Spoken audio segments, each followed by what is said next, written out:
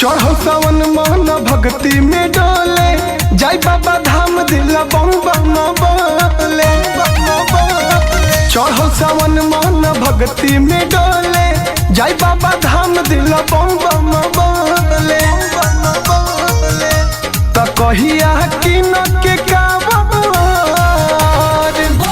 त कहिया कि न के कावर ले आई बतो घर जाई राजा जी। अब जू बाबा पे जलवा चढ़ाई बतो घर जाई राजा जी। देवघर नगरिया जाई सजनवा, हर से अभी तो सिमनवा। Likey